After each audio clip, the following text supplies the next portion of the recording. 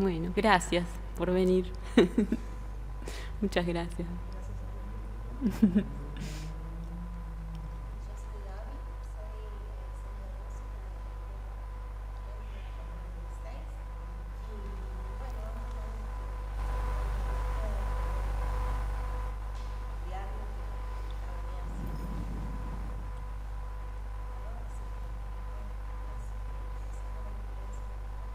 Ujú.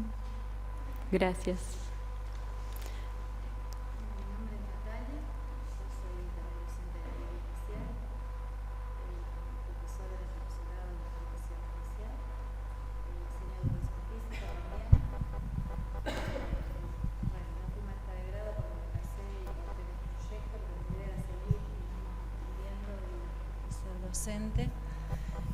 Fue lo que siempre tuve claro, así que como no pude seguir estudiando y recibiéndome, desde que me inicié siempre traté de buscar pedagogías alternativas porque me daba cuenta de que no funcionaba la educación tradicional. Tuve la suerte de mi primera experiencia de trabajar en una escuela en Rosario que trabajaba con este tipo de pedagogía alternativa y aprendí mucho. ¿En qué escuela? ¿En Rosario? La Escuela Integral de Fisherton. Ah, sí, sí, sí. ¿La conoces? Sí, sí. Bueno, ahí aprendí muchísimo, después yo me mudé acá, aprendí muchísimo más porque me dio la oportunidad de trabajar en muchos lugares, que eso es importante porque abre la cabeza, conoces a nuevas personas, o distintas formas de trabajar. Y bueno, siempre también como con Gaby buscando de mejorar, digamos, lo que le podemos brindar a los chicos, ¿no? De enseñar bien y de que ellos los puedan disfrutar y ser protagonistas de su proyecto de vida. Eso nada más. Bueno, gracias. Bueno, yo soy Adriana, estoy viviendo acá en Venado Tuerto hace 1 año y medio, con muchas ganas de expandirme, de cambiar ciertas cosas en mí para poder cambiarlas en la escuela donde trabajo, en el lugar donde vivo. Sobre todo desde que hace 6 años nació mi tercer hijo y bueno, es como que él vino a enseñarme una nueva forma de ser mamá, de vivir, de estar en el mundo y bueno, me dejó guiar mucho por él y creo que fue el que generó el mayor cambio en mí. Así que bueno, eso, de compartir con ustedes la transformación de cada uno para que podamos hacer algo juntos, ¿no?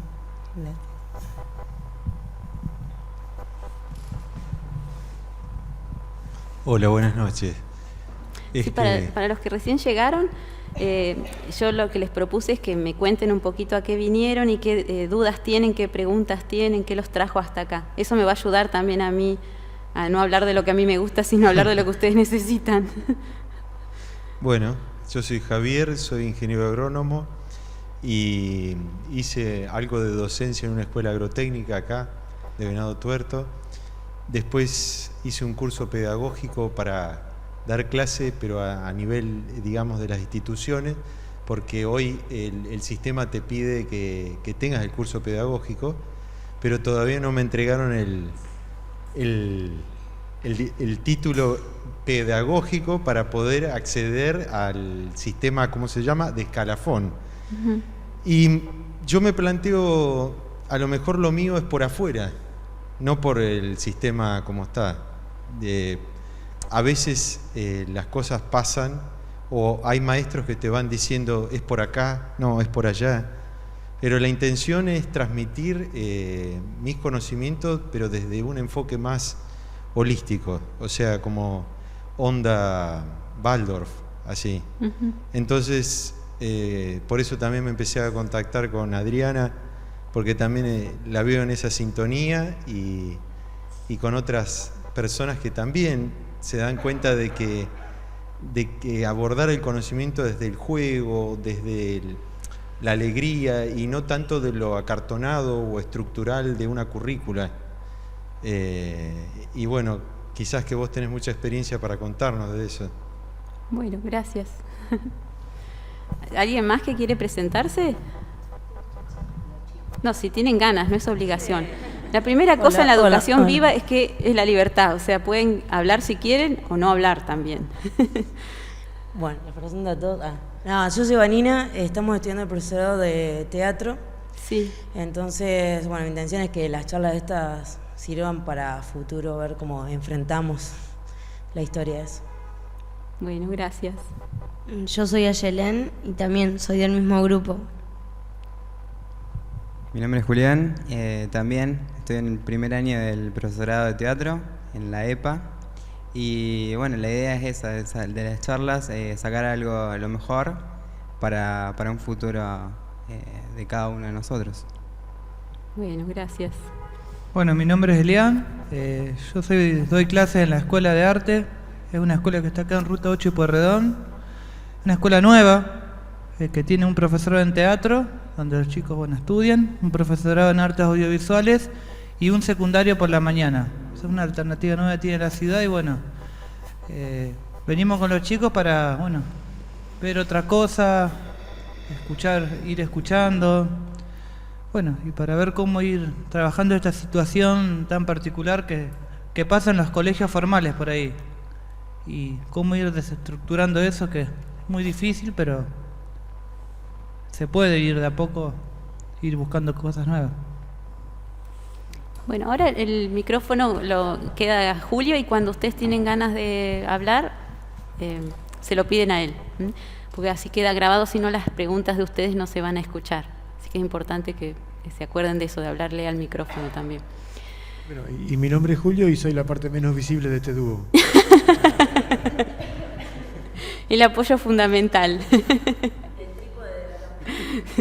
Lo más importante, yo hablo sobre educación viva y él es la educación viva ambulante. Bueno, ¿qué imagen se les viene cuando hablamos de educación viva, de algo que está vivo? ¿Qué es algo? ¿Algo? Algo vivencial. Vivenciar, algo vivencial. Sí. La experiencia. La experiencia, muy bien. ¿Qué otra cosa? Aulas verdes. El aula al aire libre y dejarlo al niño que explore y que vaya descubriendo las cosas con capacidad de asombro, que no se lo demos toda la papa en la boca, digamos. Exacto. Dejarlo como, y va esto, y dice, y mire, ¿y eso qué es, profe? ¿Y esa hormiga y ese bichito? Creo que hay que dejarle la libertad para que él se asombre. Que si le damos todo servidito, es como que le estamos anulando esa capacidad de explorar y... Lo que pasa hoy es necesario... Perdón, no, si no se me va la idea. Yo cuando escucho educación viva me da la sensación de que es el niño tomado desde el punto de vista de todas sus emociones, más allá de sus aprendizajes, sus conocimientos, la información que le podamos dar, que es en realidad lo que nosotros queremos resaltar y queremos destacar, ¿no? A medida que cambia, yo creo que se ve el cambio, nosotros notamos el cambio, y bueno, los chicos también, ¿no? Más allá de que vienen distintos, la energía es distinta. Entonces me da esa sensación de que lo vivo me genera pensar el tema de las emociones. Entonces, por ahí, tomar desde ese punto de vista. Quería aportar un poco lo que él dijo, la capacidad de descubrir. Hoy los niños de la escuela formal, el exceso de tecnología que reciben, tanto los medios como los celulares, como... quieren todo, o sea, cuando vos le planteás descubrir, se sienten perdidos, porque ellos buscan, y profe, ¿dónde está? No, pero no saben buscar, se sienten, por esto de la Wikipedia, la tecnología les atrofió un poco esto de que antes un niño lo tenía y lo bueno ir recuperándolo de a poco. Hay buscar alternativas para que el niño recupere esa búsqueda en la lectura. Exacto, en todo. En todo. Yo lo que, es decir, luego de muchas maneras de entender lo que era la educación viva, de llamarla al principio educación libre, después, educación activa, tiene muchos nombres, ¿no? Lo vivo nosotros lo relacionamos con todo aquello que se mueve, con todo aquello que se transforma, que evoluciona, que no es estanco, ¿no? Al contrario de lo que pasa con la educación que generalmente se imparte en las escuelas, es una educación que está, un programa que es fijo y hay un determinado cúmulo de conocimientos que tenemos que meter en la cabeza de esos niños antes de fin de año, o sea, es todo lo contrario a lo que es vital, a lo que se transforma constantemente, a lo que está evolucionando constantemente. Yo entiendo la educación viva, además de todo esto, como una forma de relacionarlos. Por eso digo que se puede hacer educación viva aún en la escuela más carcelaria, ¿no es cierto? Nosotros con Julio tenemos experiencia de él, sobre todo de trabajar en las cárceles, o sea, un lugar con tantas limitaciones, donde a través de ejercicios de meditación, de yoga, de un trabajo consciente, con su alimentación y demás, gente que va a estar de por vida en la cárcel, de pronto manifestando que descubre la libertad o que se sienten más libres que ahí presos que su misma familia en sus casas, ¿no es cierto? Porque siento que la libertad es un estado interior, o sea, es un estado al que llegamos a través de un trabajo interior y que no tiene que ver con las formas externas, ¿no? En educación alternativa vamos a escuchar de todo. Yo ahora vengo justo de Colombia, de un encuentro de educación alternativa, donde estaban los que piensan que la escuela hay que defenderla, la escuela pública hay que transformarla y es posible lograr la transformación de la escuela. Y hay otro grupo que está en la vereda opuesta diciendo hay que derribar las escuelas, así como les estoy diciendo, hay que voltear las escuelas y solo es posible hacer la transformación desde los márgenes, un poco lo que mencionabas vos. Cada uno de nosotros tendrá una manera de hacerlo. Yo prefiero pensar, si bien yo también soy amante de los márgenes y también pienso que la escuela ya no tiene a veces salida, también siento que hay que respetar en la modalidad que tiene cada uno. O sea que no es que es una cosa contra la otra y no es una cosa posible la otra no, sino que cada uno en su lugar se complementa. Entonces es necesario que existan las escuelas Waldorf, las Montessori, como también aquellos padres que educan en casa y que están en contra de la escuela. Pero no pensar que es una contra la otra, sino que cada una tiene su lugar y nos complementamos. O sea, lo que vos hacés en tu escuela tradicional, a mí me enriquece. Y ese milagro, que yo a veces lo veo como imposible, me ilumina a mí, que estoy en el margen haciendo mi tarea también de enriquecer el sistema desde los márgenes, ¿no es cierto? En permacultura siempre decimos esto de los bordes, de aprovechar los bordes, ahí donde nace toda la vegetación, ¿no es cierto? Y la variedad y la diversidad. Y esa diversidad nutre a lo que está hacia adentro, que en este caso simbolizaría el sistema, ¿no? Lo que llamamos el sistema educativo. ¿Sí? ¿Querés decir algo? Algo que tienen todas las escuelas en común, de distintas líneas, que es esencial, es que los chicos, bueno, primero que van a la escuela, porque sea como sea, eligen ir, si no, no irían, porque sigue habiendo chicos que dejan. Y los chicos se encuentran en la escuela, arman amistades, hacen grupos, y cuando un chico no va a la escuela, siente que le falta algo. Yo veo eso, que todos los chicos buscan ir a la escuela porque se encuentran con otros chicos de su edad, con las mismas inquietudes. Les vengo a contar otra realidad por ahí a la que no estamos acostumbrados a ver. Nosotros, les cuento un poquito lo que hacemos. Estamos hace 3 años viajando y apoyando a grupos de padres que hacen educación sin escuela o educación en casa o escuelas vivas que están fuera del sistema. Y lo que muchas veces pensamos que los niños van a la escuela con gusto es porque no conocen otra cosa muchas veces, ¿no? Porque también nosotros estamos condicionados y siempre pensando que la educación solo se da en las escuelas. Es más, para mucha gente escuela es igual a educación. Lo que yo vengo a traer es otra mirada. O sea, educación ocurre en cualquier lugar, en cualquier situación de vida. A veces en la charla con el almacenero, en una plaza mirando una planta, en esta conversación que tenemos, o sea, la vida misma es tu escuela, si queremos seguir llamando escuela, ¿no? al aprendizaje. Yo prefiero llamar esto más que escuela o educación, un aprendizaje vivo, o sea, algo que se da en cada situación vital, en cada momento, en cada instante. Y si no, fíjense cómo son los niños cuando tienen 3 años, ¿no es cierto? Están llenos de energía, llenos de curiosidad, están conectados con todo lo que hacen, no están preocupados por ninguna cosa que va a ocurrir, ni arrepentidos por algo que pasó, están con su conciencia aquí y ahora, y entonces tienen mucha energía. Yo hoy, viendo a Pablo y a Ale en la radio, cuando nos sentamos, y ellos empezaban realmente era como un juego, para ellos la radio evidentemente es un juego, estaban jugando a hacerse los locutores y riéndose. Yo dije, claro, ellos son niños todavía. Bueno, si pudiéramos mantenernos así, o sea, eso es lo que, en el intento en el que yo estoy, en el que lograr que todo ese entusiasmo que traemos cuando somos bebés, niños de 3 años, mantenerlo vivo, o sea, la escuela, y no solo la escuela, la forma en que nos educan, la cultura que tenemos también, de alguna manera nos condiciona y nos limita y hace que todo ese entusiasmo que traemos se vaya transformando en poner energía en aprender cosas que no nos gustan, cosas para las cuales no estamos interesados ni tenemos ninguna vocación de ello.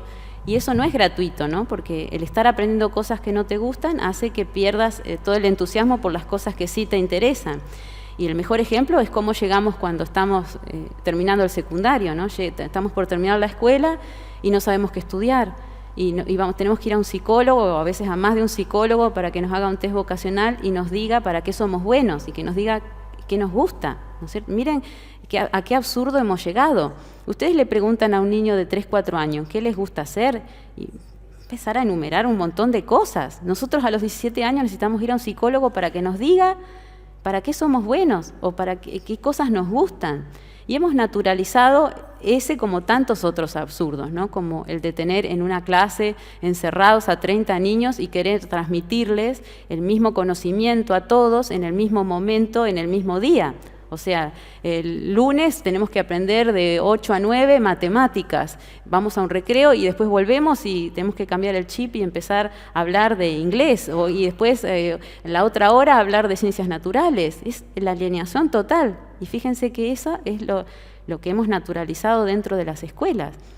Resultado de eso, niños que se desconectan de su esencia, que ya no saben para qué están, pierden interés en lo que verdaderamente eran buenos y para lo que vinieron, adultos que en ese esfuerzo tremendo por querer enchufar ese conocimiento en los niños, se estresan. O sea, un maestro que está mirando la hora del reloj para irse es un maestro que no está conectado con lo que está ocurriendo, ¿no es cierto? Debiera ser un privilegio para nosotros compartir la vida con nuestros niños, porque como vos decís, yo también siento que los niños en eso están más frescos y son una guía para nosotros, como un enchufe, un cable a tierra, observar cómo ellos se mueven en el mundo, sin condicionamientos, desde esa pureza que tienen, ¿no es cierto? Sin embargo, estamos apurados por irnos a casa, controlando o pensando en qué voy a cocinar cuando vaya a casa, o que a la vuelta voy a tener problemas con mi marido por eso. O sea, todo la cantidad de cosas que nos pasan en nuestra cabeza mientras estamos con los niños. Y no es que yo voy a culpar de esto a los maestros, pero sí siento que como adultos tenemos muchas más posibilidades de hacer el cambio nosotros para que los niños no tengan que pasar por eso mismo. Es decir, si nosotros cuidáramos ese espacio sagrado de los niños desde que son muy pequeños, ellos no necesitarían hacer todo esto que hacemos nosotros, que durante 10 años, que nos vamos a los Himalayas, al retiro de 10 días, a meditar y ayunar, el otro que se va y toma el curso de lecturas de aura, de lecturas de... Todo lo que hacemos para volver a reconectarnos con nosotros mismos. El niño no necesita eso, el niño ya está ahí en su esencia, está sentado en su entusiasmo. Eso es lo que nosotros como adultos tenemos que volver a hacer y que es lo que pretendo que hagamos como un atisbo mañana en los talleres, ¿no? De empezar a descubrir qué nos entusiasma, qué es lo que hace que el niño esté siempre contento, que siempre quiera hacerlo. Es el entusiasmo, eso es lo que nos debería mover. Si nosotros estamos en un trabajo que no nos gusta, forzándonos a hacer cosas que no nos interesan, poco a poco vas matando esa llama, sin querer la vas olvidando dónde estaba tu interés. Y por ahí estamos esperando a jubilarnos para hacer lo que queremos, o estamos esperando que llegue el fin de semana para hacer lo que nos gusta hacer. Deberíamos hacerlo ya Y no tener miedo tampoco, porque la primera cosa que se nos presenta es cuando nos dicen, no, tenés que hacer lo que querés, ¿y de qué voy a vivir? ¿Y cómo me voy a sostener? Miren, nosotros somos el ejemplo vivo de eso. Yo estuve en una escuela, era una escuela alternativa, pero estaba dentro del Estado, yo recibía mi sueldo, tenía mi obra social, todas las seguridades que se puedan imaginar, un buen sueldo, una casa. Y cuando descubrí la educación libre y que la educación sin escuela, que dije, esto es con lo que yo resueno, dejé todo, o sea, dejé todas mis seguridades. Y salí al mundo a conocer esas escuelas, a conocer esa gente, a nutrirme de esas experiencias. Y no pensé, bueno, ahora me voy a quedar en la nada, ¿qué voy a hacer? ¿De qué voy a vivir? Bueno, sí, lo pensé, pero qué decir, eso no me detuvo. Claro que tuve miedo, tuve todo lo que se puedan imaginar, pero había una fuerza en mí que me decía, no, es por acá, y confiá. O sea, el universo y eso, póngale la firma, es así, cuando uno hace aquello para lo que vino y está enfocado en la dirección en el camino para el cual uno vino a esta tierra, todo el universo conspira a tu favor para que tengas toda la abundancia y todo lo que necesitas. Es solo tener la confianza en soltar todo aquello que nos ata, ¿no? Es lo mismo que digo con los niños. Los maestros están muy acostumbrados a enseñar, o sea, estamos acostumbrados a que nosotros tenemos el conocimiento, por más que lo sepamos en teoría, de que el niño es nuestro maestro y que el niño trae, en la realidad cuando estamos frente al niño, hay algo muy fuerte que nos condiciona y nos hace creer que nosotros tenemos algo que transmitirle a ese niño, que nosotros tenemos un conocimiento y que sabemos lo que es bueno para él. Y eso nos inhibe de ver aquello que verdaderamente trae el niño.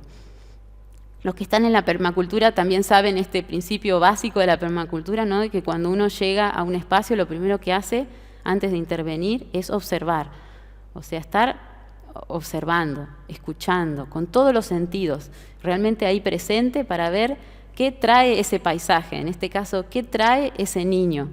Entonces después el guía lo que hace es acompañarlo al observar vos cuál es el camino que él está queriendo recorrer, acercarle las experiencias, las personas, los libros, todo el material que ese niño necesite para desarrollar ese aprendizaje para el que vino. Y lejos de pensar de que esto va a ser un caos, imagínense si ahora dejáramos que los niños en las escuelas hicieran cada uno lo que quiere, sería un desastre. No es así. Bueno, un ejemplo muy claro de eso es la experiencia que están haciendo las escuelas jesuitas en España, escuelas donde un proyecto que se los recomiendo buscarlo, se llama Horizonte 2020. Van a encontrar en esa página toda la información de cómo ellos hicieron el proceso. Ellos empezaron yendo a las escuelas tradicionales, encima escuelas católicas, jesuitas, o sea, uno pensaría que es una estructura muy difícil de romper y sin embargo todo lo contrario. Lo que hicieron fue preguntarle a todos, a los niños, a los adolescentes, a los padres de familia, a la gente del barrio, ¿cómo se imaginaría, o sea, si no tuviéramos ningún tipo de condicionamiento de parte del ministerio, ninguna ley a la cual responder, cómo se imaginarían ellos que quisiera que fuera la educación, que quisiera que fueran las escuelas? O sea, y cada persona dio rienda suelta a todo lo que se imaginaba que podía ser un espacio educativo.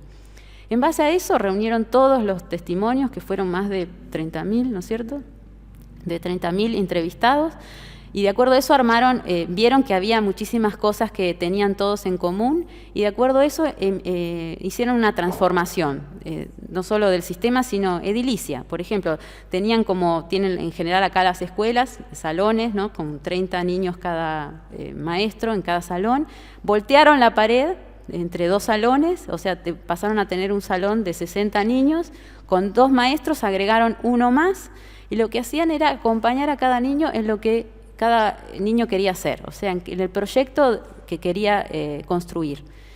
Y lejos de ser un caos eso, como les decía, esto de pensar que, yo suelto, ¿qué va a pasar acá? ¿Va a ser un libertinaje total? No, porque cuando el niño está acompañado verdaderamente en lo que vino, no tiene ganas de pegar al compañero, ni de hacer lío, ¿de qué tiene ganas? De hacer eso para lo que vino, ¿no? Es como cuando paseamos por la playa y vemos un niño concentrado haciendo su castillo de arena, ¿no es cierto? Está ahí con toda su energía construyendo ese castillo de arena, aprendiendo, vaya a saber qué cantidad de cosas de ingeniería en esa construcción. Esto es lo mismo. Si uno acompaña al niño en lo que el niño quiere hacer, ese niño emocionalmente acompañado, naturalmente va a ser un niño equilibrado. No vamos a necesitar ni siquiera establecer límites con él, ni ponerle límites, porque él solo se va a autorregular. Lo que pasa es que tenemos mucho miedo a esto de la autorregulación, a esto de soltar, a esto de dejar que el otro haga, ¿no? Pensamos que va a ser un desmadre, que va a ser un lío, que voy a hacer. Capaz que pasa eso, pero ahí al principio. Nosotros cuando fundamos nuestra primera escuela experimental, que entraron de golpe 30 niños, la primera semana era como una batalla campal, porque muchos venían de las escuelas tradicionales con un montón de condicionamientos, maneras muy bruscas de relacionarse, y fue así, como un acomode. Pero ahí nuestra convicción y la fe de que eso funcionaba, porque ya lo habíamos visto muchas otras veces en otras escuelas que habíamos creado, sostuvo esa situación y bueno, en 15 días eso se resolvió. O sea, también no usar eso como excusa para no avanzar. Bueno, lo que hicieron en estas escuelas jesuitas, que cubren casi cuántos alumnos, no me acuerdo, pero son más de 20.000 alumnos, fue hacer este cambio en todas esas escuelas. Ya les digo, edilicios en el sistema, de consulta también constante a toda la comunidad de lo que la comunidad necesitaba. Y bueno, ya casi hace un año que está funcionando el sistema. Y es a nivel global, ¿no? Después, digamos, masivo. Este es un ejemplo de un cambio muy grande, pero igual pueden investigar sobre experiencias alternativas muy antiguas, que tienen más de 100 años, donde esta manera es posible, ¿no? Como por ejemplo la escuela de Summerhill, no sé si alguno escuchó hablar de Neil y la escuela de Summerhill, es una de las escuelas libres más antiguas, inspiradora de muchas de las experiencias de educación libre que hay en el mundo, donde él recibía a los niños que eran echados de todas las escuelas de élite de Londres. Entonces, familias que ya no sabían qué hacer con sus niños, los dejaban en ese colegio que él los recibía de internados y les dejaba que hicieran lo que querían. Él proponía talleres, clases, había taller de carpintería, de herrería, clases de matemáticas, de inglés, pero los niños iban a las clases que querían. Y si no querían ir, él también los dejaba. Una escuela muy similar a esta es la escuela que tienen acá en Santa Fe, no sé si algunos la conocen, la Cecilia, que funciona del mismo modo. Y Ginés, que es su creador, siempre dice que cuando ve esos niños que a veces llegan de las escuelas y se incorporan en el secundario a la Cecilia, por ahí pasa un mes que ese niño está trepado de un árbol o en el patio tocando la guitarra o tomando sol, y él dice que está lamiéndose las heridas, ¿no? O sea, no es un tiempo perdido ese. A veces pensamos que porque no hacen nada no están aprendiendo, ¿no es cierto? No hay escapatoria, o sea, todo el tiempo estamos aprendiendo, aun cuando estamos tirados abajo de un árbol o tomando sol, porque para eso vinimos, o sea, no hay escapatoria en eso, todo el tiempo estamos aprendiendo. Entonces, valorar ese momento que el niño tiene también de estar solo, de querer estar haciendo, entre comillas, nada, porque siempre estamos haciendo algo, ¿no? Bueno, yo voy a pasar un poquito estas diapositivas como para ordenar un poquito todos los aspectos de que pienso que quiero compartir con ustedes sobre de qué se trata la educación viva. Bueno, esta es una frase que usa Humberto Maturana, un biólogo chileno, que habla mucho sobre el tema de cómo aprendemos a través del lenguajear, como él dice, que es tan importante, que es esto que estamos haciendo, ¿no? De compartir lo que cada uno trae y armar juntos el conocimiento. Él dice que aprender es vivir y vivir es aprender. O sea, no hay escapatoria. Esta es una imagen de uno de los niños de la escuelita en Kiri. Hay muchos videos, quizás mañana tengamos tiempo de ver algunos videos de las escuelas libres que hay en Argentina, en Brasil y en Uruguay, que hay muchas, donde los niños, como ven, se encargan de todas las tareas, ¿no es cierto? Esta niña que está ahí limpiando. Esa es otra cosa. En las escuelas estamos acostumbrados a que viene alguien, nosotros dejamos el salón, viene alguien y lo limpia, otro se ocupa de limpiar los baños. En estas escuelas lo que buscamos es que todos nos hacemos responsables de todo, ¿no? O sea, si queremos realmente seres que respeten la ecología, que respeten el planeta, tenemos que empezar por respetar nuestro metro cuadrado de planeta que nos toca a cada momento y dejarlo como lo encontramos, o mejor, como dicen los permacultores, llegar a un lugar y dejarlo mejor de lo que lo encontramos. Los niños, cuando hacen estas tareas, no piensan que están trabajando ni haciendo una tarea dura, al contrario. Ellos sienten que es parte de la tarea. O sea, es tan importante agarrar el pincel y hacer una pintura como limpiar el pincel y dejarlo en el lugar que lo encontramos. No, ellos no distinguen. Somos nosotros los que muchas veces los condicionamos con eso, porque a nosotros nos cuesta lavar los platos o no nos gusta cocinar. Un niño que no condicionado en estos aspectos seguramente se va a poner a cocinar y va a querer él mismo limpiar los platos y dejar todo ordenado porque no considera que eso es una tarea menor o que lo tiene que hacer alguien, ¿no? O otra persona. Esto, bueno, tiene que ver con lo que hablábamos al principio, de tener fe de que cada niño tiene un programa interno de aprendizaje y que ese programa interno lo va a ir guiando hacia las experiencias que necesita para incorporar ese conocimiento.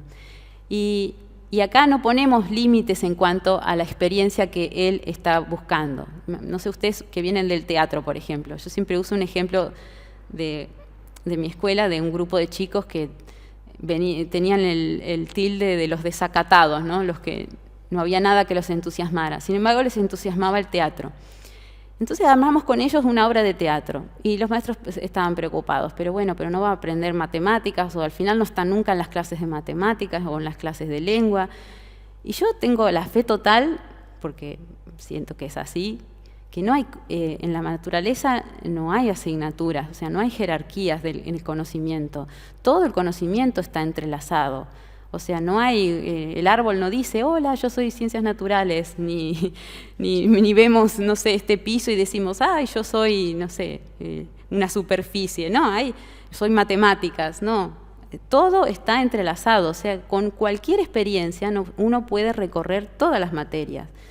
En particular, en este caso, que armamos esa obra de teatro, pasaba, por ejemplo, que ellos empezaron a investigar sobre la obra que estaban estudiando y empezaron a estudiar sobre por qué se usaban esas ropas en esa época, y eso los llevó a estudiar lo que llamamos ciencias sociales, historia, geografía, hasta aprendieron geometría, porque tuvieron que armar un cartel y una de ellas se le ocurrió poner un círculo y quería poner 8 círculos concéntricos para poner los personajes adentro, quiénes eran, y cuando quiso hacer eso se dio cuenta que no era tan fácil, que tenía que hacer algunos cálculos. Entonces, en ese andar y en ese hacer ese cartel, descubrió de qué se trataba el perímetro, de cómo era el radio del círculo, tuvo que investigar sobre las superficies del círculo y cómo que todos esos círculos podían estar concéntricos para que realmente no les sobrara ningún espacio. O sea, no hay limitaciones en todo lo que podemos aprender a partir de cualquier experiencia.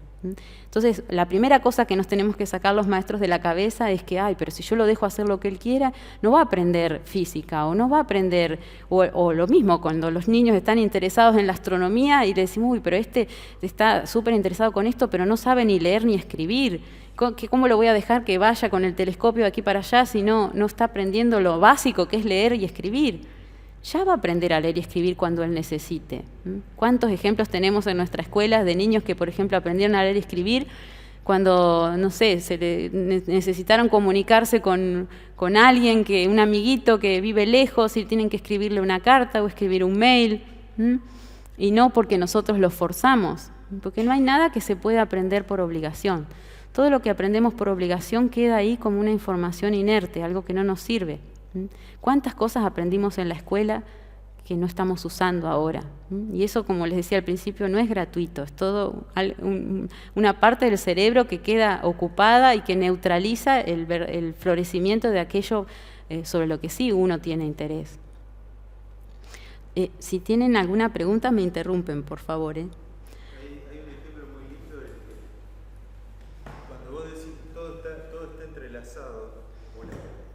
El tema de que los niños, los que quieren a esbozar o ayudar a cocinar, porque el hecho de la masa que ellos es un juego, pero se conectan con la comida. Muchas veces hay chicos que, en el caso mío, yo tengo un hijo de 6 años que le costaba mucho comer verdura verde de hoja. Bueno, en el caso de Norteamérica inventaron la caricatura de Popeye, que ahora ya pasó de moda, pero ¿Yo qué hice? Lo hice conectar que desde la planta que él la coseche de la tierra, que él la hierba, que él, bajo mi tutela, porque para que no se queme ni tenga ningún accidente, que haga hasta la tortilla de acelga y recién ahí la comió, porque se conectó con la comida. O sea, si yo le pongo el plato así y él no sabe de dónde viene, que esa hoja recibió el sol, entonces es conectarse, volver a conectarlos. Creo que ahí estaría la clave. Muchos padres se vuelven locos porque dicen, mi hijo no come verdura, ¿cómo hago para hacerle comer verdura? A lo mejor la clave es que se conecte de dónde viene la verdura, o que tenga una experiencia directa de dónde. De sembrarla, de volver a trabajar con la naturaleza. Lo que yo siempre hablo con mi amigo que está acá presente, Pablo, es que el tema del germinador es como un conocimiento que queda trunco, el germinador que hacemos del poroto. El poroto, ¿qué pasa? Vimos la germinación y después lo tiramos al tacho. Y no vemos cómo sigue evolucionando esa planta. Entonces esa es como una información trunca que queda. Sí. Porque el chico tiene que ver desde que siembra hasta que cosecha y cocina ese alimento. Y ahí logramos la integralidad y logramos, o sea, no, como padres nos tenemos que hacer la pregunta, ¿por qué será que los chicos nuestros no comen verdura y comen comida chatarra? ¿Dónde estará la clave o el clic para que sea un juego, para que no sea una imposición? Sí, en eso que decís es la clave, porque nosotros como adultos no estamos siguiendo nuestros círculos de todo, de ninguna cosa, ¿no es cierto? Vamos y compramos los zapallitos en el supermercado, la leche viene en una caja, o sea, ¿cómo el niño va a relacionar que esa leche viene de una vaca? O sea, eso lo estudiamos en un libro, porque en realidad no lo vimos, nunca ordeñamos una vaca. Entonces, toda esa desconexión que tenemos de la naturaleza ayuda a que los niños se manifiesten de esa manera. Por eso vuelvo siempre a lo mismo, ¿no? Todo ese trabajo, primero que nada, para poder realmente querer transmitir algo al niño, lo tenemos que vivir y pasar por nosotros mismos, vivir esa experiencia, porque no hay nada que se enseñe de la boca para afuera, todo se enseña por presencia, todo se enseña por lo que vos vivís, o sea, no podés transmitir algo al otro que lo leíste de un libro y nada más. O sea, todo tiene que haber pasado por tu cuerpo, por tu propia experiencia. Entonces, ahí el niño te cree. ¿Por qué los niños se rebelan y no te escuchan o se ponen a mirar por la ventana? Porque eso es mucho más interesante que vos que estás ahí desconectada hablando de algo que ni siquiera vos lo estás haciendo ni lo estás creyendo. Entonces, lejos de pensar que esos niños revoltosos en la escuela nos traen un problema, esos niños revoltosos son la punta del iceberg, no son nuestros maestros, nos están diciendo, mirá, no sos verdadera con lo que estás planteando. Me estás hablando de sembrar y de la ecología y de clases de ecología y vos no tenés ni plantada ni una lechuga en tu jardín. De alguna manera ellos nos están poniendo contra las cuerdas para que seamos verdaderos. Y eso es lo que yo siento que los niños de ahora traen, más allá de que sean índigos, cristal o lo que sean. Los niños traen verdad y no negocian como en nuestra generación que éramos tan obedientes no, hay niños, como yo les contaba hoy a Pablo por la radio, la hija de una amiga tenía 4 años y un día le dijo a la madre que no quería ir más a la escuela. Yo renuncio al jardín, le dijo, una niña de 4 años, con una madre que escucha también, ¿no? A raíz de eso ella sacó a la niña y a sus otros 2 chicos que eran mucho más grandes de la escuela y hoy es la amazona de la educación en casa que organiza foros de educación en casa en Mendoza y trae gente de todo el mundo y nuclea una red. O sea, ¿cómo pueden sucederse las cosas cuando realmente escuchamos lo que los niños están trayendo? Sean tus hijos o sean los niños con los que compartís en el aula, ¿no? Siempre tienen algo para decir.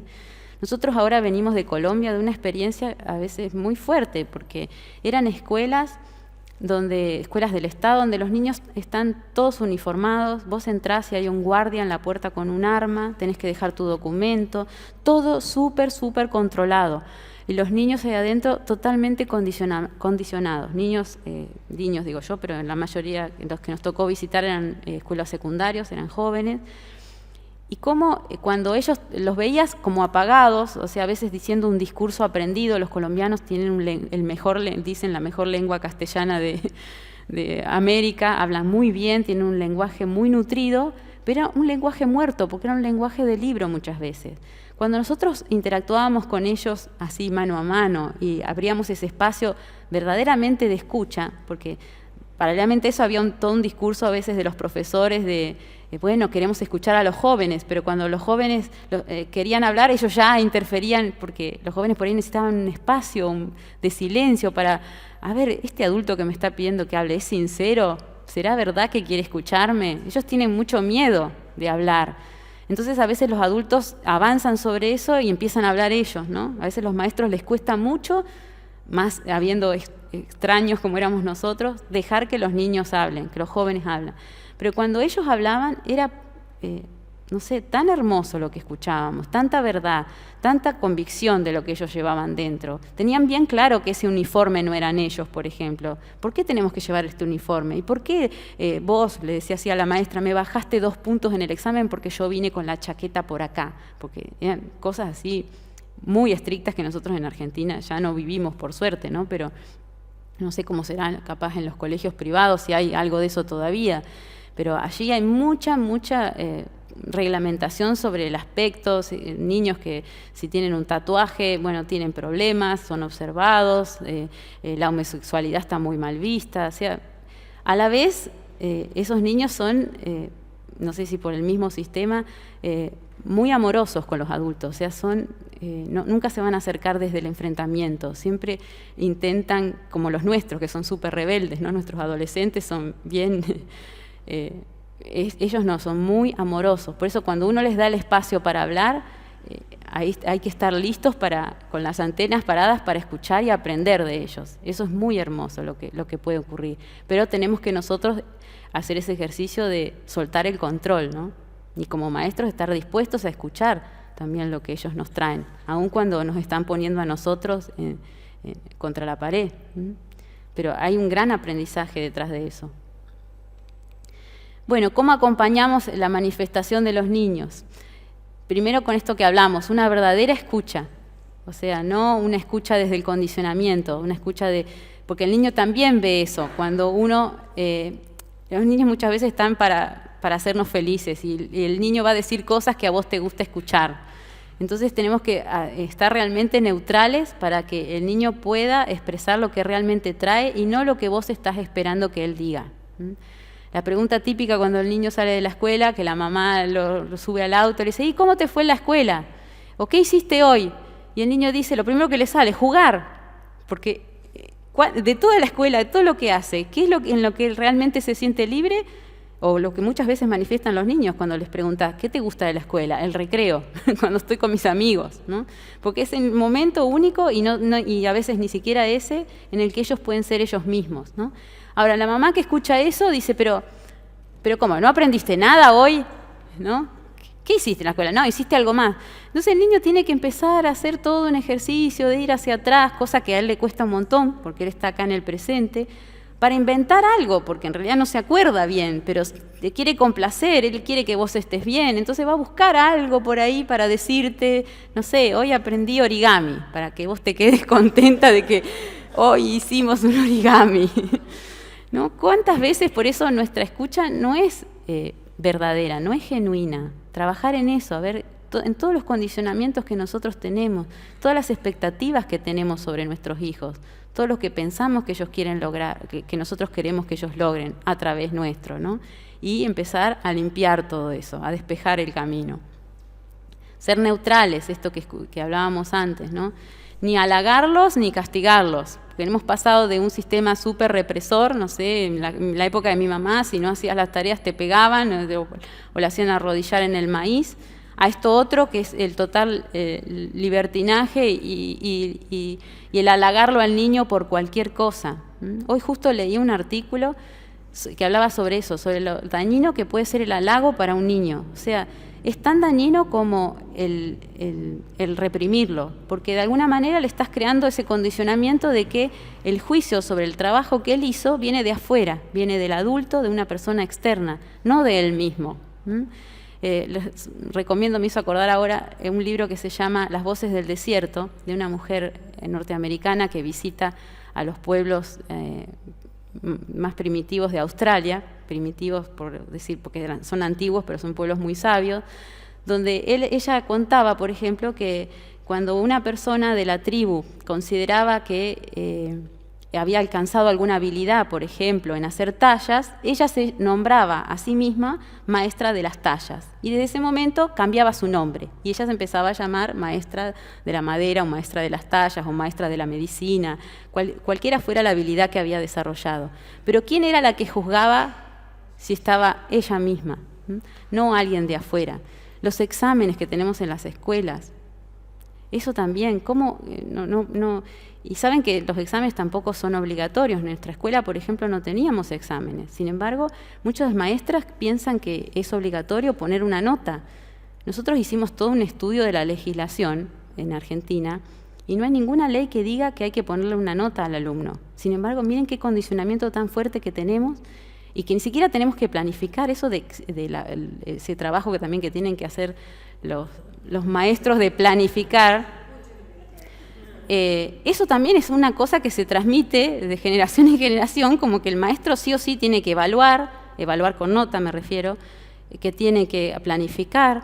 Fíjense qué aberración esa también. Como si yo les dijera ahora, bueno, a ver, planifiquen su vida de acá al año que... porque es así, la maestra tiene que planificar la tarea de un año, con niños, que son lo más imprevisible que puede haber. Sin embargo, nos hacen hacer eso y a veces las maestras se pasan todas las vacaciones, se compran, hay libros escritos sobre cómo planificar, lo deben saber las maestras.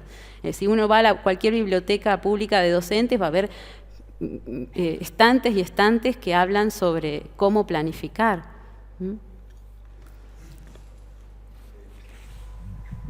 voy a compartir ahí una experiencia también que pasó en otro momento, hace 2 años atrás.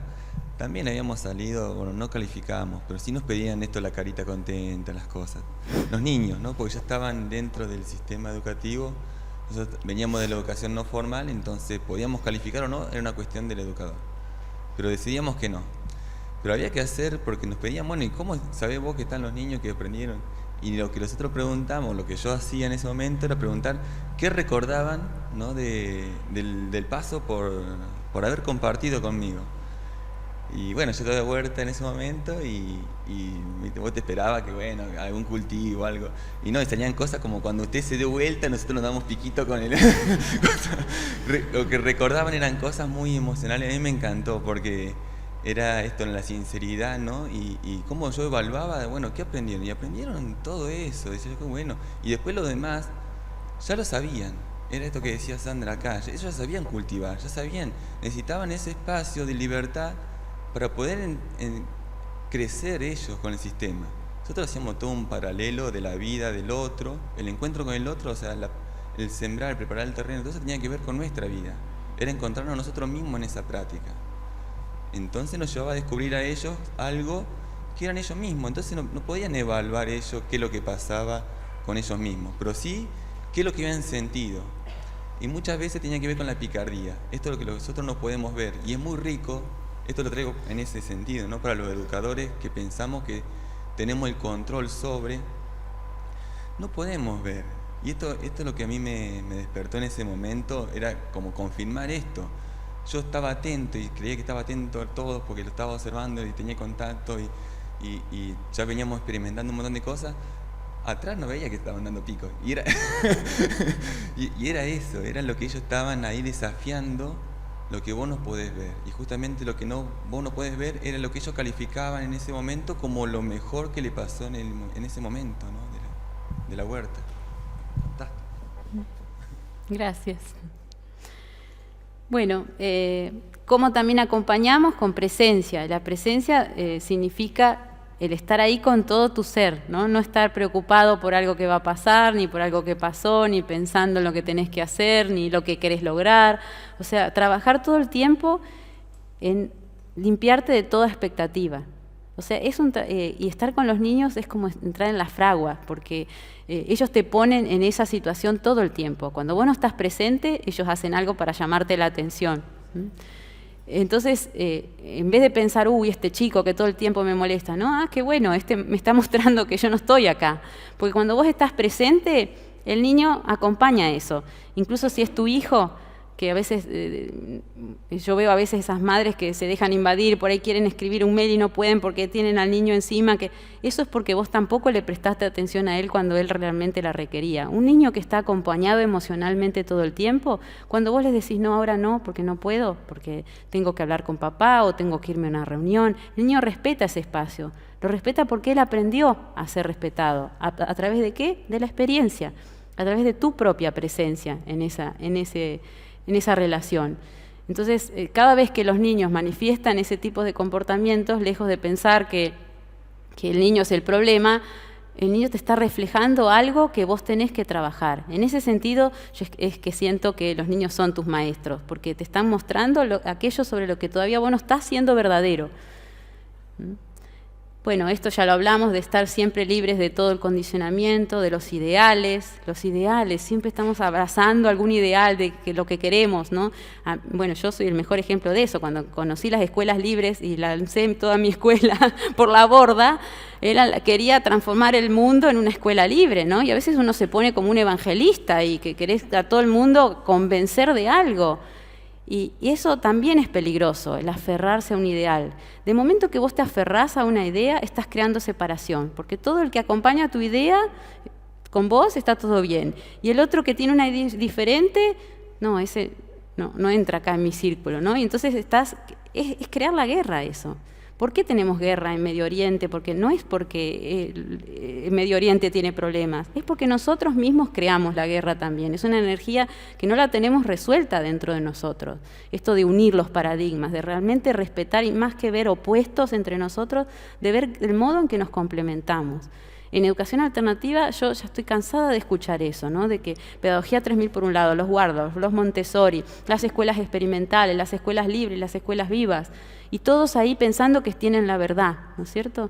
Bueno, a mí que me tocó recorrer muchas de esas experiencias, lo que veo es que sí que hay muchas que son muy distintas y que son opuestas, pero que esa es la maravilla y la riqueza, porque se complementan, o sea, hay gente para todos, ¿por qué nos tenemos que estar peleando? Hay gente que les gusta la Waldorf, hay gente que le gusta la pedagogía 3000, hay gente que le gusta la escuela libre, hay gente que le gusta la no escuela, y todos podríamos estar conviviendo en armonía y complementándonos y enriqueciéndonos de eso. Entonces, bueno, siempre...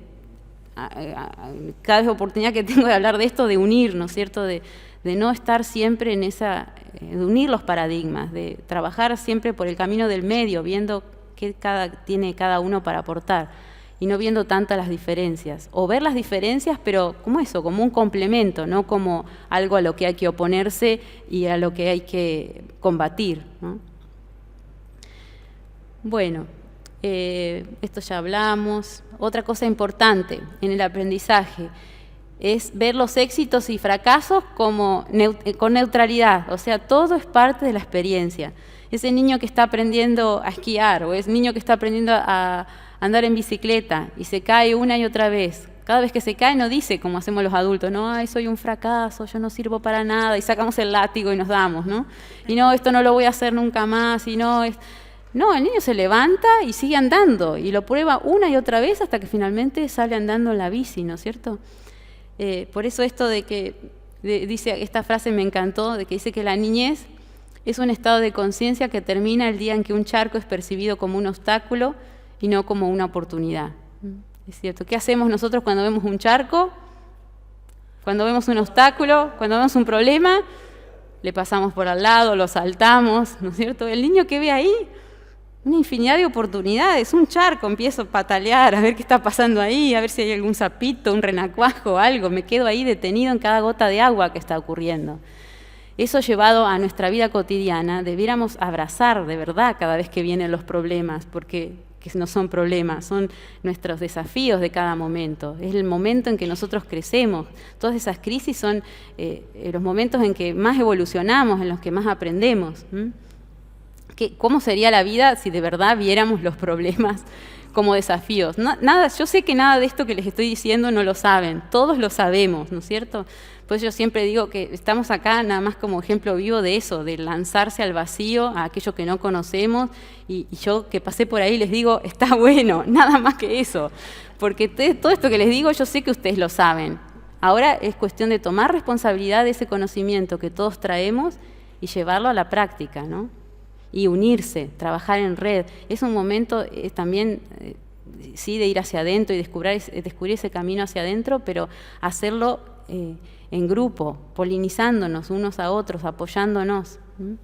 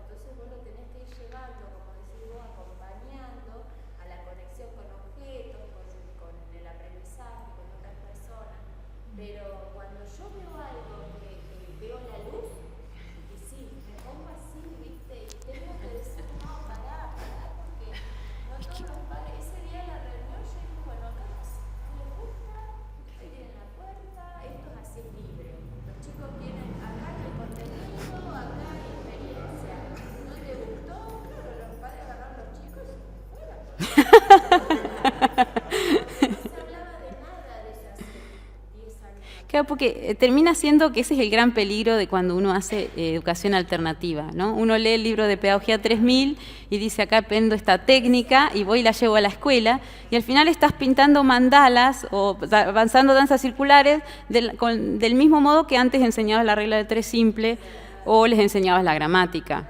Por eso digo que todo eso tiene que pasar por tu experiencia y todo eso es parte del aprendizaje que vos tenés que hacer. Después, si los demás se contagian por resonancia, será. No digo ni bien ni mal, será, si tiene que ser. Pero es otra cosa ya. Lo digo porque yo hice exactamente lo que hiciste vos. Yo de mi escuela me fui por eso. Me fui porque los maestros me dieron una patada y me dijeron, Sandra, si vos querés esa escuela libre, andá a hacerla en otro lado porque acá nosotros queremos quedarnos con esta. ¿Vos voy a ser tan sabia como vos? No.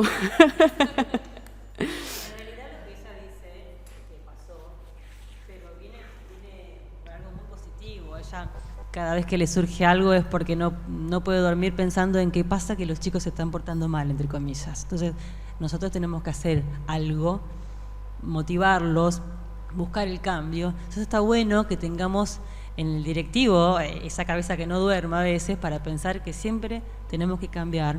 Y yo estoy siempre con ella porque yo también pienso lo mismo.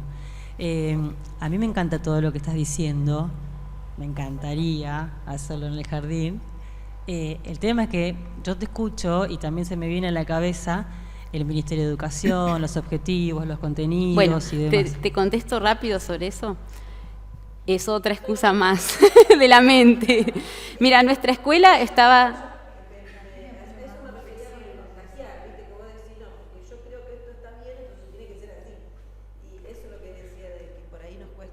Que me cuesta contagiar. Pero me parece que tengo que pasar por eso que dice usted. Sí, es más que nada, por eso vuelvo a lo de siempre.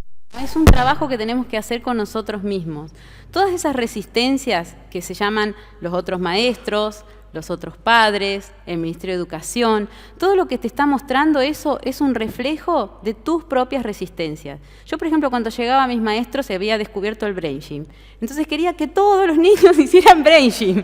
Y veía que era maravilloso todo lo que se sucedía después del brain gym. Pero claro, había padres que decían, ¿qué está haciendo Sandra? una nena dijo que llegó a su casa y le dijo al padre, ay, con Sandra hicimos algo que me dejó la mente en blanco. Y el padre era evangelista, con mente en blanco, no.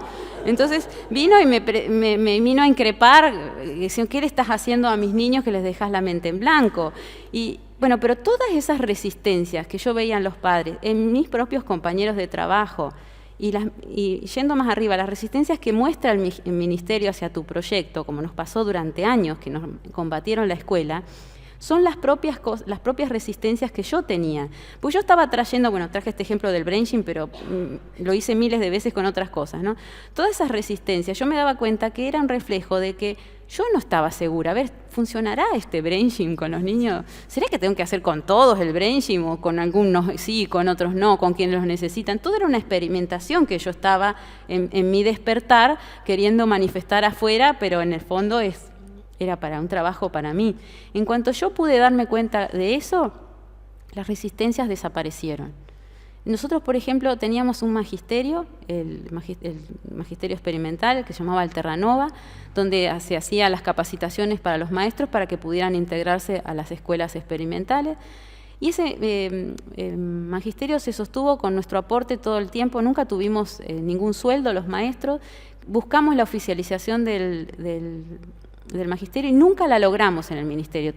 Funcionábamos como un acople de otro ministerio que nos daba los títulos, de otro magisterio que nos ofrecía los títulos, un magisterio de La Plata, y yo tuve como 7 años luchando, y esa es la palabra, ahora ya no lucho más, pero en ese momento luchaba con el ministerio para que nos aprobaran nuestro proyecto.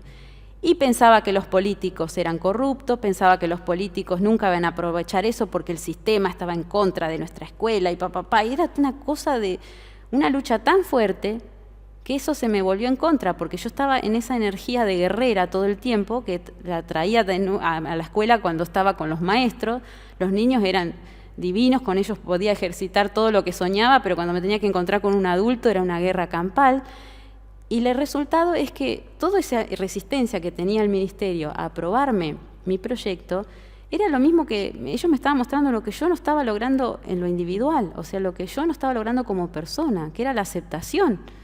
O sea, ¿cómo ellos iban a aceptar mi proyecto si yo hacia adentro no estaba aceptando ni siquiera a mis propios compañeros con sus diferencias? Y yo quería imponer el brainching y el yoga y quería que todos meditemos y nos juntábamos a las 6 de la mañana más o menos a leer a Krishnamurti, a hacer danzas circulares y todo lo que hacía era una locura realmente. Menos mal que esos maestros me dieron una patada, porque... Digo que todo lo que tenemos que transitar son experiencias válidas más allá de que la tengamos que transitar una y otra vez. Y el tema a mí me quedó el tema de que uno siente que sabe lo que necesita el otro. Ese también en la educación es algo que tener muy en cuenta porque no sabemos lo que necesita el otro. Muchas veces no sabemos lo que necesitamos nosotros mismos. Y estamos ocupados por lo que necesitan otros. Estamos ocupados, ¿no? Inclusive estamos ocupados por una población que está en otro momento. Esto que decía Sandra, el niño, estos de 3, 4, 5 años, lo que pasó en la clase, que tuvieron en la escuelita, en la escuela, en lo que sea, y si tuvieron 2 o 3 disciplinas, eso pasó hace años. O sea, no te van a decir qué es lo que hice yo, porque ya fue eso, ya pasó, no tengo un registro temporal. Entonces esto también, ¿no? De ver los procesos, identificarse y estar ahí, y es muchas veces nosotros decimos por resonancia. Yo voy y lo hago. Después veo cómo, si yo lo hago y lo hago desde el corazón y lo hago porque realmente es mi verdad, no porque yo quiero ver, lo voy a hacer experimental, a ver qué le pasa al otro. No, o sea, hacerlo para ver qué te pasa a vos primero. Cuando lo haces y ves qué te pasa a vos, bueno, ahí sí se va a generar algo. Y va a haber un cambio en los demás porque los demás van a ver, mira le funciona el brainching. A mí me contagió. A ver, cuando me lo mostró Sandra, lo incorporé, lo llevé, me contagió, algunos se contagiaron y bueno, ya se sanaron, ¿no? Porque no lo están haciendo ahora. Porque será que es un proceso. Yo no digo, no, hay que sostenerlo porque el brainching es lo mejor, porque esto te libera.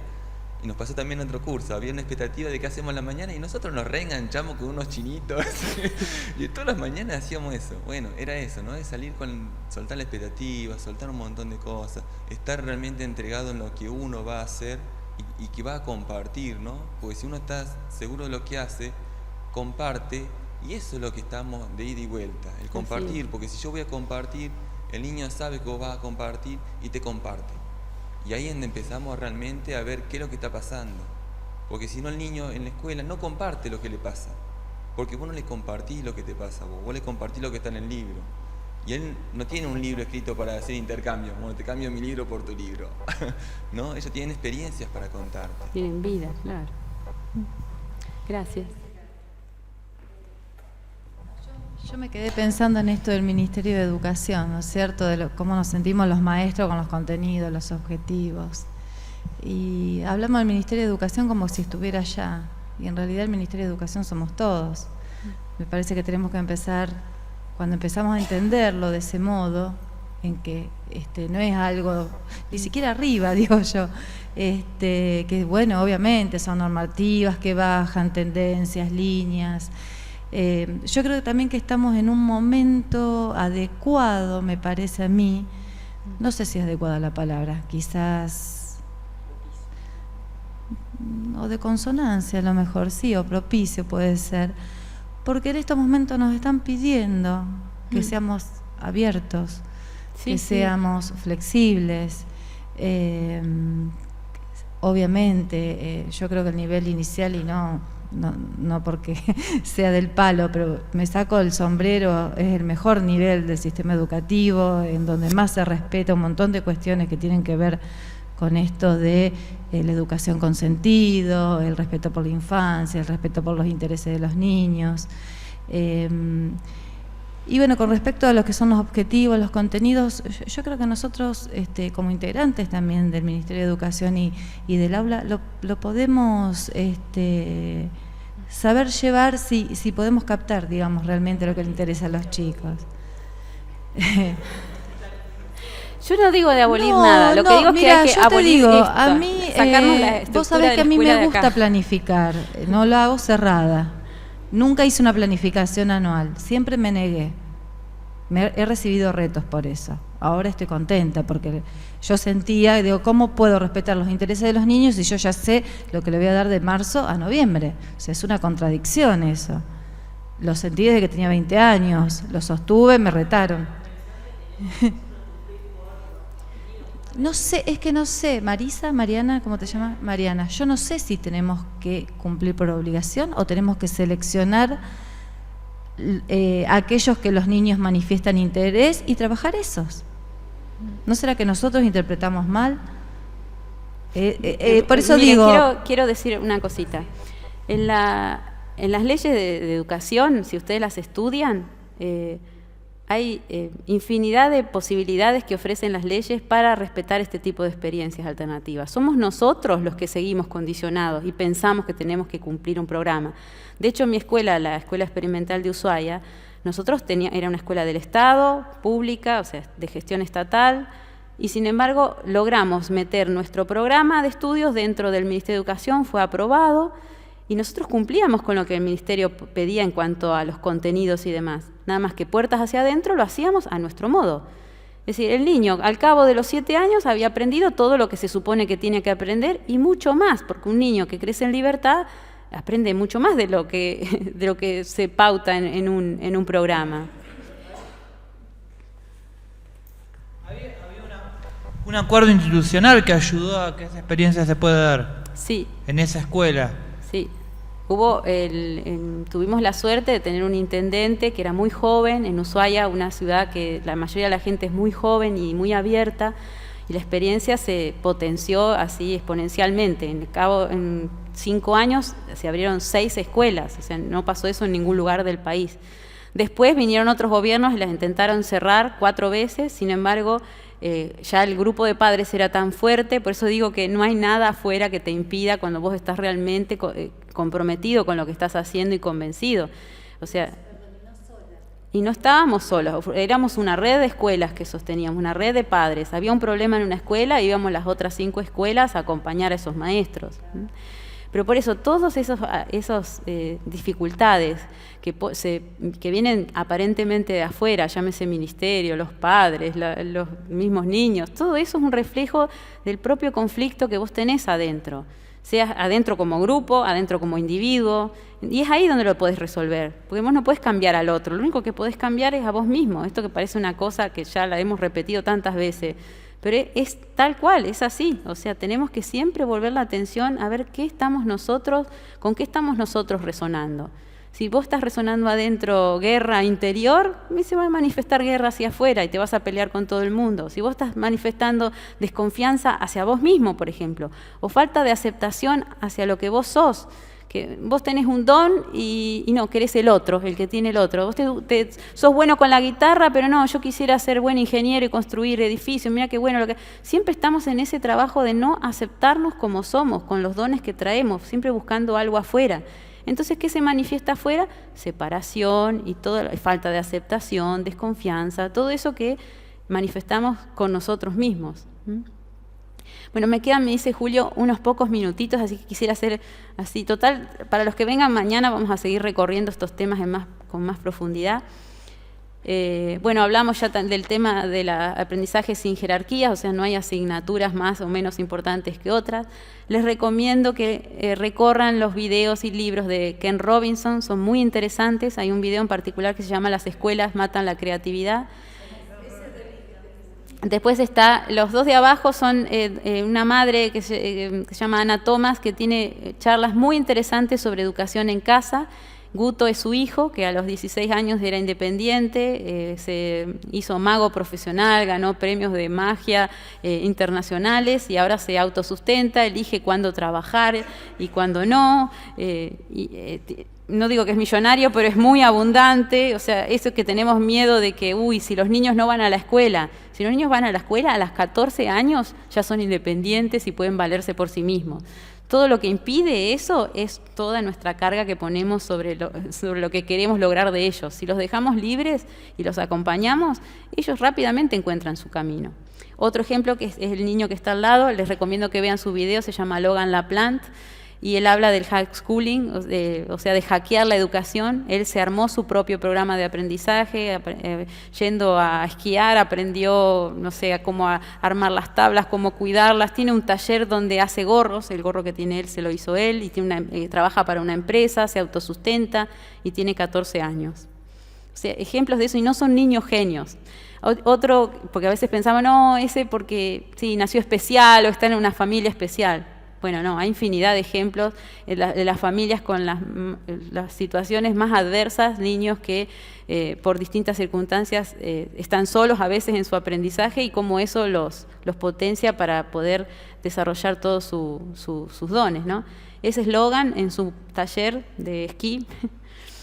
Esto también de que pensamos que la educación en casa significa que el niño va a estar en pijamas todo el día encerrado en sus 4 paredes aprendiendo solo de la mamá y el papá, eso no es educación en casa.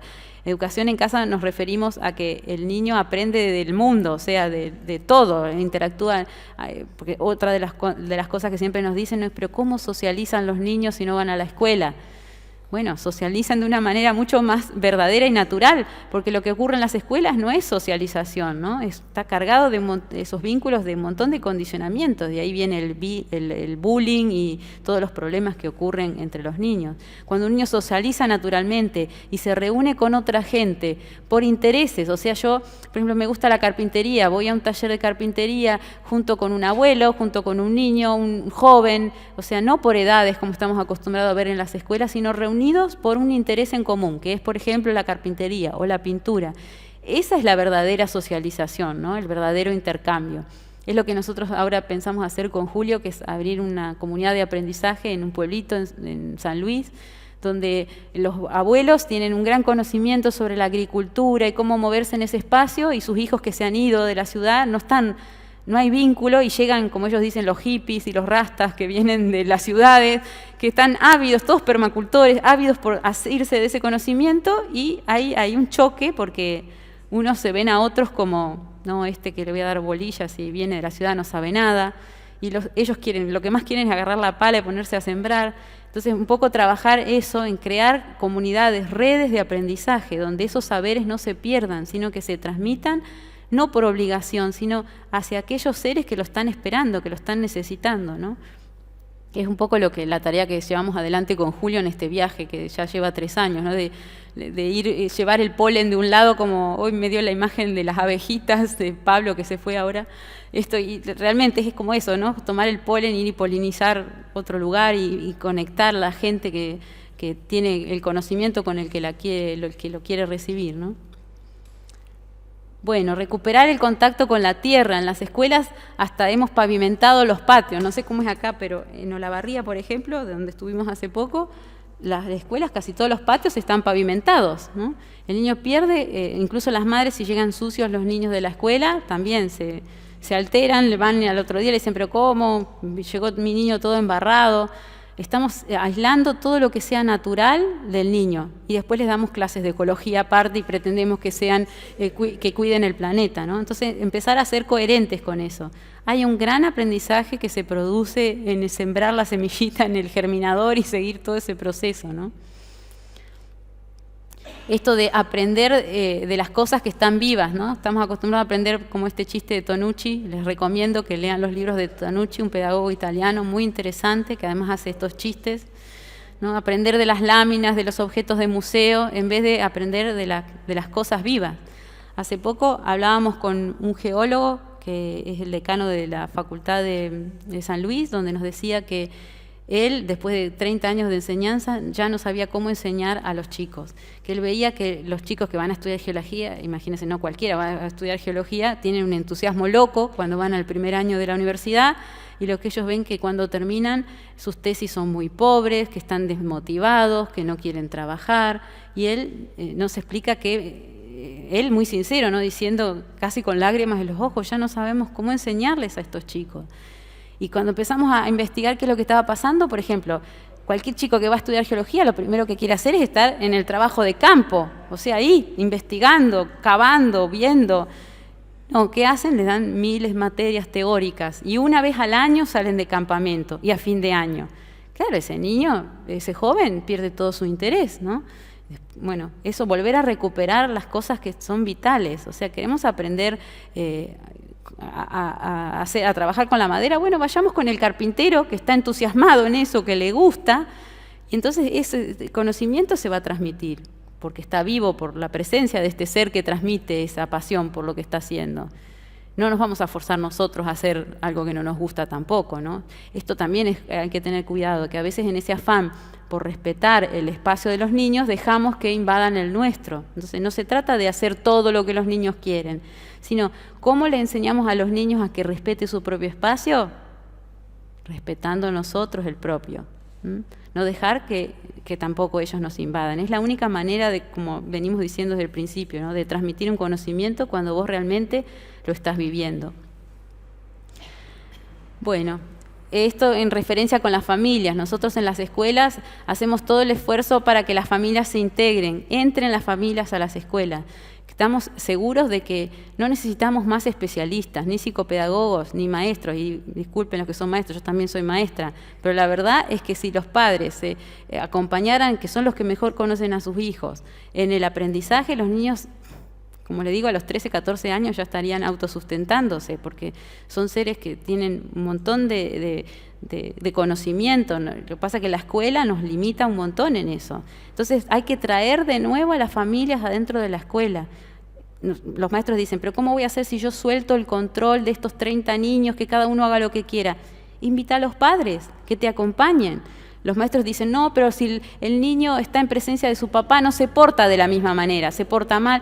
Sí, por ahí va a ser así hasta que en ese vínculo se empiecen, pero ¿cómo vamos a aprender si no lo hacemos?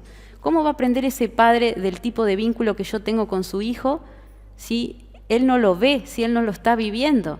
No lo va a aprender porque yo le diga, no, vos, eso de que hacen típico los maestros, los psicopedagogos, ¿no? De decirle a la madre cómo tiene que criar a su hijo. No, que venga acá y ponga las manos en la masa y en la interacción vamos a ir aprendiendo juntos, ¿no? Bueno, voy un poco rápido, pero después mañana, si quieren, profundizamos con los que vengan. Esta es otra cosa, que las actividades y los materiales no se dividen en didácticos y lúdicos, sino que cualquier cosa, lo que venimos diciendo, de que de cualquier cosa, de cualquier situación, de cualquier persona, uno aprende. Y el aprendizaje está en todas partes, ¿no? el juego libre. También eso estamos acostumbrados hay mucho escrito y dicho sobre aprender jugando, ¿no? Y entonces inventamos juegos para que aprendan matemática, inventamos juegos para que aprendan ciencias sociales. Y el mejor juego es el juego libre. El niño sabe, porque el juego es un mecanismo que tenemos incorporado desde que nacemos para aprender. Es la manera que tenemos de aprender, el juego. El juego serio, como dice Huizinga, o sea, es un juego en el cual vos estás totalmente comprometido.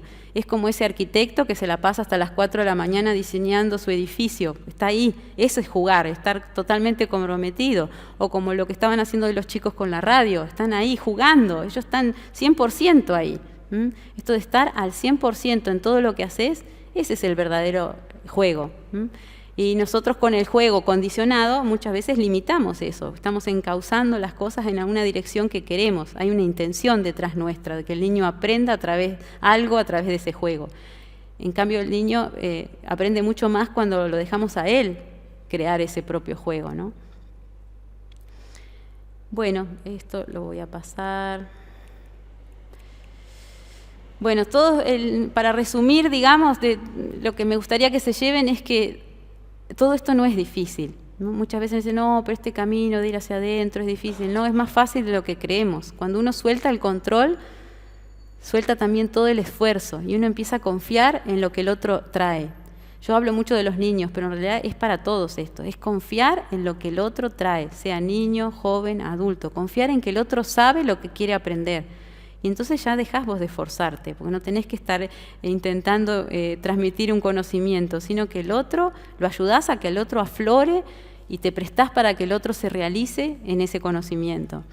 Miren, hace poco, ustedes lo conocen a Óscar Senmache, ¿no es cierto?, que estuvo hace poquito.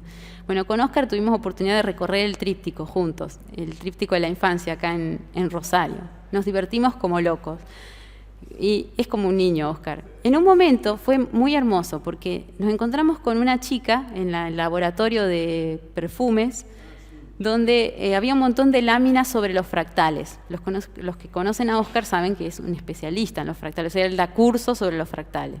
Y la chica le pregunta, ¿usted sabe lo que es un fractal? Y él la miró con total inocencia y no le dijo nada. Entonces ella entendió por el gesto que él le hizo que no sabía de los fractales. Entonces ella empezó a contarle sobre los fractales y bueno, entusiasmada, y Óscar escuchando como si fuera la primera vez que escuchaba todo eso. De verdad, yo estaba sorprendida, azorada, mirando esa situación. Cuando salimos le digo, Óscar, ¿por qué no le dijiste que vos ya sabías de los fractales? Le podrías haber dado una lección sobre los fractales. No, dice, porque yo estaba ahí prestándome para que ella florezca. O sea, yo estaba ahí al servicio para que ella manifieste lo que ella traía. Y eso es lo que yo siento que hace un verdadero maestro. No lanza todo su conocimiento. ¿Cuántas veces viene el niño y te pregunta, ¿qué es un cometa? Y vos le salís con todo el libro de Cosmos que te leíste, la serie que viste Y el niño está esperando nada más que vos le des la oportunidad para él contarte lo que él piensa que es un cometa. Este ejercicio de siempre darle el espacio al otro. A ver, ¿qué pensás vos que es el cometa? ¿Qué crees que es vos? ¿Qué te parece que es? Y el niño va a decir un montón de cosas, algunas te van a parecer disparates, pero bueno, ya sabemos, ¿no?, en la ciencia cuántos disparates se han dicho que después resultaron ser ciertos, ¿no? Que en su momento excomulgaron a Galileo, por ejemplo, por decir cosas que en ese momento eran absurdas y ahora es un hecho comprobado, ¿no? Entonces, estar abiertos a lo que el otro trae, a aceptar lo que el otro trae. Bueno, de esto ya hablamos. Esto sí, es muy importante. Propiciar esos espacios para que los niños también intercambien entre ellos. Como los niños están siempre en la situación de aprender y aprender juntos y no tienen ningún tipo de condicionamientos de cómo van a aprender eso que quieren aprender, son los mejores maestros entre ellos mismos. Nosotros hacíamos en nuestra escuela, llegaba gente muchas veces arquitectos o biólogos, gente que como vos estaba queriendo entrar en la educación, pero por ahí no tenían el título pedagógico. Nosotros le decíamos, no, estás en la mejor oportunidad, vení, porque no te lavaron el cerebro, estás maravilloso, vení. Ahora, por ejemplo, si vos eras biólogo, te decíamos, ¿querés probar de dar matemáticas, por ejemplo? O sea, algo que para él demande un desafío, que lo ponga a él en la situación de aprender. Él, enseñando matemáticas, era mucho mejor que el maestro de matemáticas, porque estaba al nivel de dejar ese espacio para que los niños encuentren el modo de resolver las cosas, porque él también estaba resolviendo junto con ellos. Por eso es tan importante esto de aprender, de crear espacios para que los niños compartan entre ellos. La imagen que vemos acá es de Sugata Mitra, que les recomiendo que vean en un video que él tiene sobre, él es un científico que hizo un experimento poniendo estas computadoras que ven ahí empotradas en las paredes de aldeas donde no estaban alfabetizadas, aldeas de tradición oral, donde los niños no sabían inglés, por ejemplo, y todo el sistema de la computadora estaba en inglés. Y él dijo, bueno, a ver, si dejo esto acá, ¿qué pasa? A ver, ¿qué pasará con los niños? Y él observó que lo primero que pasaba es que había niños, un niño que empezaba a interactuar, otros dos que se ponían atrás, lo ayudaban a interactuar y aprendían todos juntos de cómo era el manejo de la computadora. Detrás de esos dos había otros 4 que si bien no interactuaban con la computadora, daban consejos y a la vez aprendían lo que los otros 3 de adelante aprendían. Y así había 16 niños que juntos aprendían todo lo que aprendían, iniciaban el proceso los de adelante y los de atrás iban aprendiendo. El resultado es que él volvió a los 3 meses, los niños sabían manejar las computadoras, habían aprendido inglés y tenían una exigencia. Le decían que habían descubierto que para manejar mejor la computadora necesitaban algún dispositivo y le dieron la descripción del dispositivo, que era el mouse. O sea, ellos, en una aldea de analfabetos, de tradición oral, descubrieron un sistema que les iba a ser más útil para manejar esto, que era el mouse. O sea, ¿cuántos años nosotros hemos estudiado para llegar al mouse en las universidades, ¿no? Y ellos, con todo ese conocimiento, bueno, el tema de los pueblos de tradición oral es maravilloso. También eso ya es otra charla aparte, ¿no? De cómo ellos están realmente conectados de otra manera con el conocimiento. Nosotros estamos acostumbrados a leer y a pensar que ya el hecho de leer te condiciona un montón. La vista es uno de los sentidos más limitados que tenemos, ¿no? Por eso es que los pueblos de tradición oral, como las comunidades indígenas, tienen tanto conocimiento, porque tienen otro tipo otra manera de transmitir y asirse del conocimiento. Bueno, esta es la experiencia que les hablé antes de las escuelas jesuitas. Ahí tienen en esos 4 links un montón de información de cómo ellos hicieron en su proceso. Y para terminar, bueno, hablar de eso, que ya hablamos un montón, de que no se trata de derribar las escuelas, sino se trata de derribar la escuela interna que tenemos. O sea, porque así derribemos las escuelas y eso no ocurre, vamos a seguir repitiendo el modelo, que es lo que muchas veces pasa con la gente que educa en casa, ¿no? Que es peor a veces, porque los papás se vuelven peores sargentos que los maestros, por ser los papás y por tener montones de expectativas sobre los niños. O sea, eso no es educación en casa, eso es llevar la escuela a la casa nada más, ¿no? Bueno, por eso trabajar mucho en nosotros desescolarizarnos como adultos. Y generar encuentros como estos. Miren acá cuánta gente que hay. Se tendrían que reunir a investigar, ¿no? Nosotros, eso que ven ahí es un campamento que hicimos en Concordia, donde fueron, como decimos con Julio, todas las sectas a las que pertenecemos. La de la geometría sagrada, la del arte de vivir, la de la pedagogía 3000. Gente que normalmente está muy separada y como ahí, bueno, de hecho hace poquito, esto fue hace un año, ¿no? Más o menos, 2 ya. Y yo el otro día estaba mirando las fotos y vi que de las 200 personas que pasaron por ese evento, casi todas están involucradas hoy en proyectos de educación alternativo, llevando adelante un trabajo de despertar de la conciencia y demás. Bueno, ahí abajo ven a Noemí Paimar y Ronnie, que trabaja con el Dragon Dreaming. Noemí, la creadora de Pedagogía 3000, ellos estuvieron en ese campamento. También Germán Doin, el creador de la red Revo. También les recomiendo que se conecten. La red de educación alternativa Revo tiene un montón de información sobre educación alternativa. Allí en esa página que dice Map Revo van a ver montones mapeadas, distintas experiencias, escuelas de educación alternativa. Y si ustedes saben de alguna que no está mapeada, la pueden mapear ustedes mismos también. Y bueno, todo un poco, si no vieron, no sé, ¿alguien que no vio La educación prohibida acá? ¿Todos la vieron? Bueno, entonces no tengo nada que decir. Para mí La educación prohibida fue como el despertar de todo eso, porque yo estaba en mi experiencia aislada ahí en Ushuaia sin saber que toda esa maravilla estaba ocurriendo en el mundo. Para mí terminó la película, estaba emocionada a las lágrimas de pensar que había tantos seres haciendo lo mismo, tan hermoso. Bueno, fue lo que nos movió también a soltar todo y salir a encontrar a la familia, ¿no? Lo primero que hicimos fue venir acá a Santa Fe a conocer a Ginés, la Escuela La Cecilia, nos fuimos a Tapiracanga a conocer la Escuela Libre de Ivana y así seguimos recorriendo, ¿no? Es tan importante trabajar en red. Eso lo sabe muy bien el sistema. Ellos están muy bien vinculados. Nosotros todavía estamos pensando a veces de forma muy estanca, muy individual, creyéndonos que nuestra verdad es la única, ¿no? Y es momento de, si queremos hacer el cambio, de empezar a nutrirnos de las experiencias que tenemos, de trabajar en unión, no estar siempre pensando con nuestros egos pequeños en sobresalir con nuestro proyecto, sino ver lo que tenemos en común. Siento que es la manera que vamos a poder realmente hacer la transformación. Eso que decías vos antes, que yo hablaba de la forma de transmitir las cosas, cuando vi la educación prohibida no pude dormir en toda la noche, quería hacer plenaria a las 3 de la mañana, les dije, no damos clase mañana, tiene así, desesperada, nunca más volvemos a hacer lo mismo que hicimos ayer.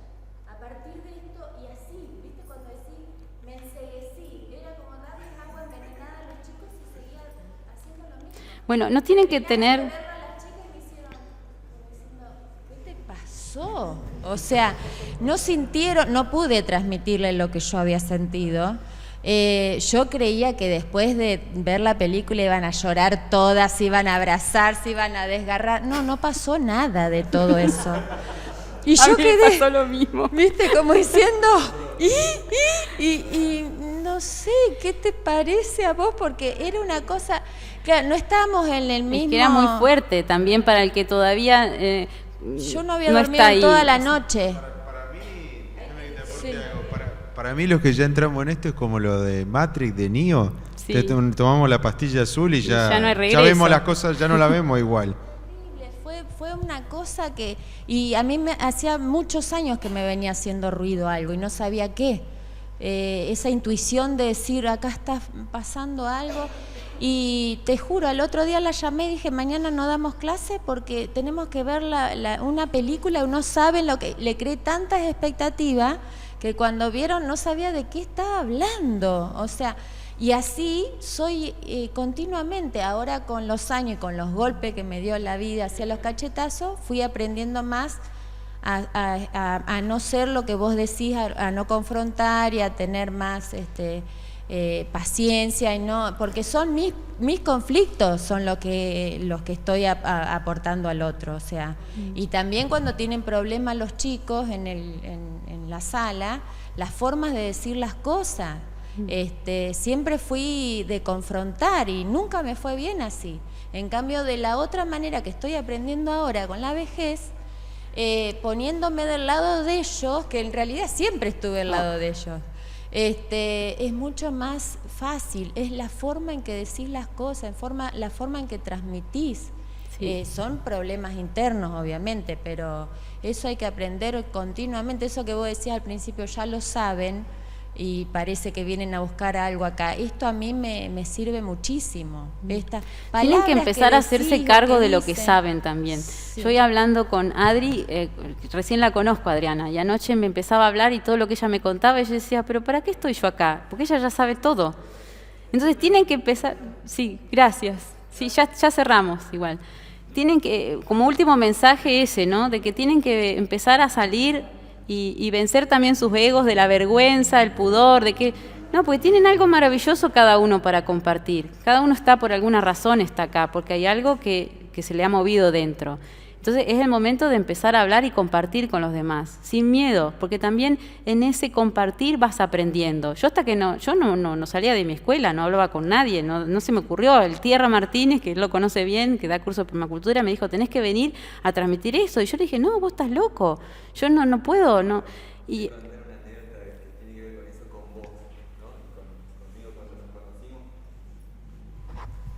es para dimensionar un poco. Nosotros nos conocimos en un taller de permacultura que compartimos, y Sandra tenía un espacio para compartir sobre la educación libre.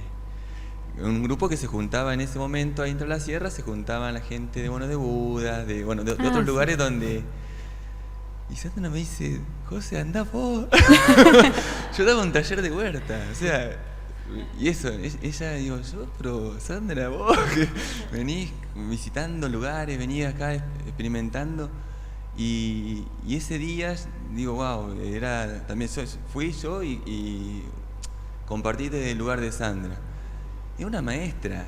Y ese momento no sé qué le pasó, ella que no se sintió como para compartir, a lo mejor también estaba en su proceso interior, ¿no? Y también sabía todo, sabía mucho más que yo, y yo digo, yo voy a compartir. Bueno, fue una experiencia buenísima, lo cuento hoy acá, es una cuestión más personal, pero esto, ¿no? Para a veces estamos y tenemos todo ese conocimiento, todo, y nos cuesta por alguna cuestión algo todavía de trascender. Pensamos que tenemos que tener el título de esto y de lo otro, y todos ya tenemos ese conocimiento adentro. Sí. Y a mí me encantó porque me ayudó a mí a salir, porque en mi ámbito no era, bueno, vos sos agrónomo, no tenés hijos, no tenés esto, el título de pedagogía, todo, no podés ser educador, ¿no? Y era como compartir con un grupo de educadores que ya venían transitando, fue ese empujón de ella. Y a mí me ayudó como también, bueno, sí, estoy haciendo y esto y todo. Y bueno, y Sandra también creo que también ahí como... Sí, y siempre aparecen nuevos desafíos. Hoy, por ejemplo, hablar con esto, para mí es nuevo. Y saber que hay otro montón de gente ahí escuchándome, si pienso en eso me asusta un poco. Pero por eso es lo lindo, que cuando uno sale al ruedo a manifestar lo que sea, no es que es una cosa acabada. Cuando llegamos a un lugar, a este horizonte, hay un nuevo horizonte, algo nuevo para explorar. Pero no podés llegar a eso nuevo si no manifestás esto primero. Por eso digo que es tan importante este lenguajear, como le dice Maturana, esto de crecer juntos compartiendo lo que traemos. Si vos te lo guardás, queda como un algo que es estanco y que se termina pudriendo. Y bueno, gracias, porque ya se terminó el tiempo.